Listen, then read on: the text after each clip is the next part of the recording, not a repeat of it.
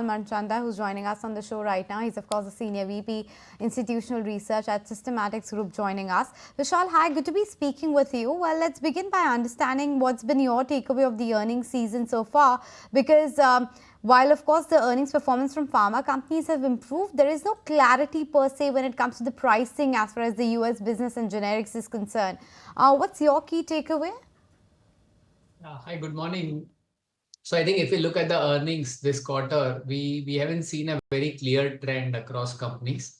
US largely has been flat for companies. So there have been no new launches, large launches that could actually move the needle for the US markets. India growth has been mixed. A few have outperformed while we have seen underperformance too. In India, I think what we are seeing, what we are actually witnessing is there is growing excess, but the growing excess is not coming to the branded generics. It is getting divided between branded generics, trade generics, and generic generics. So basically, Jan Aushadhi stores, Dawa India stores, these are taking share from the branded generic counterparts. So broadly, I think the sector is basically evolving in terms of if you look at the mix in the domestic markets, there is an evolution happening. The branded generics is losing some strength as it's not as strong as it was in the past. So people are kind of moving away from branded generic prescriptions to generic prescriptions to lower the cost burden on themselves. Okay. Interesting. I think the bigger question right now on everyone's mind, Vishal, is also how the new Trump administration is going to really spell out their policies and what then it would mean for the Indian generics pharma industry. So I think we should not expect any material change because of the change in guards at the US and because fundamentally there's not much that can happen to the generic industry. Structurally, the industry remains competitive.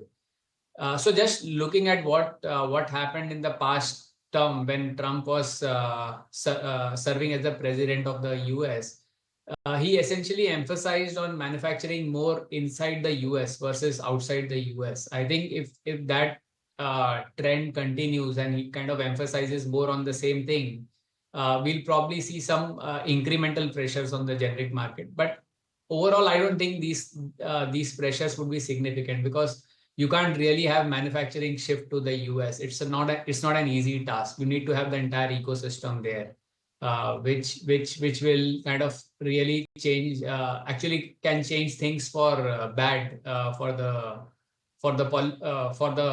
basically for the administration there because drugs will get expensive, significantly expensive versus what they are today. So I think the best case is it will remain as it is for the Indian pharma companies. Okay, point taken. A lot of these companies have actually reported good set of numbers, whether it was Lupin, whether it was Divi's, for instance. Biocon has been seeing quite a bit of re-rating after getting clearances out for its couple of facilities. If I had to ask you for a pecking order in terms of the visibility of growth, the product pipeline and risk reward, what will be your pecking order? So among the larger names, we prefer Sun and Cipla. So that is where essentially we think the India business is essentially a 8 to 12% growth opportunity for most companies. The US is where there is speculation and more volatility. So I think for Sun and Cipla, we expect the US to be better versus the others over a medium term. While maybe until FY26, there might be the other companies might outperform. But if you look at things from a 3 to 4 years perspective, I would prefer Sun and Cipla from a medium to long term growth perspective. Okay, point taken. Just wanted to get a better sense from you regarding some of these domestic facing companies, and I'm talking about, let's say, the Mankind's and the MCures of the world, etc. Because they also have reported very good growth, and whether it's Apollo's business and the other ones back home, they have managed to report decent sort of growth. What's your take on the domestic facing pharma companies? So I think domestic, as I had pointed out earlier, the growth, if we look at the IPM growth for the last few quarters or last few months, we have been seeing a weakening volume growth trend. essentially, if companies want to kind of grow from where they are, they'll need to kind of get new products in the Indian markets. When I say new products, I mean they need to introduce new categories because the existing product categories have become extremely competitive. We are seeing competition from lateral areas like trade generics and generics into the branded generic space. While those companies which have been kind of acquisitive have been able to show better growth.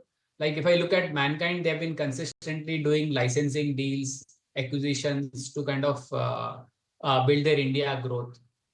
A few companies like Sun Pharma have been able to bring growth organically, while we have seen other companies which have not done any inorganic initiatives struggling to grow in India. So I think India is no longer that attractive as it used to be 3 or 4 years back. It's getting more challenging to build a business, a branded generic business in India. The growth rates should probably be around 8 to 9% on a structural basis versus low double digit earlier. Right. I also wanted to understand about the acute business because that seems to have sort of degrown in the previous quarter and also in the month of October from all the channel checks that we've been talking about. So wanted to understand when is it that you see a recovery kick in? So I think seasonality is something difficult to predict because acute largely depends on how bad the season is. The second thing this year is uh, if you look at the acute drugs, a large part of the acute drugs are into DPCO. So the DPCO price hike, so the permissible price hike that drugs under DPCO can take is almost closer to the WPI index. So if you look at the WPI index this year, it has been close to 0%. So broadly, the acute drugs have not got a price increase this year. So that's also impacting the growth rate there. Okay. And Vishal, I mean, the big trends that we have heard of late is, of course, one is that Biosecure Act, other is the GLP-1 opportunity. What other are the big trends that you are watching out for, and which are the companies which are likely to be the big beneficiaries? So I think GLP-1 is something that is kind of quite a focus area for most companies. Biosecure is something people are waiting to see how things would unfold because as a law, it is yet to pass through in the US. So Biosecure is something we'll have to wait and watch. How does it unfold? But if you ask CDMO companies in India, they are witnessing an increased request for quotations from innovator companies. So they are witnessing some traction, although the Biosecure Act is yet to get through. On the GLP front, I think it's going to be a very competitive space. Difficult to gauge who is going to be the winner. While the market is currently short supplied, but once generics come in, supplies would disproportionately expand. In addition, we'll also see a large number of innovators, apart from generics, rushing to tap into the Indian market. It's going to be a very competitive space. Guessing a winner is hazardous here, so it's difficult. But I would go with a company like Sun Pharma, which has got a large branded presence in India, who probably can in-license a GLP-1 drug from an innovator and also launch their own generic version, say semaglutide, when it goes off patent in 2026, end of 26. Interesting, Vishal. Great to have you on the show as always. Sun Pharma clearly seems to be the hands down consensus choice when it comes within the pharma pack. Let's just bring up that. If you like this video, then like, share and subscribe to ET Now.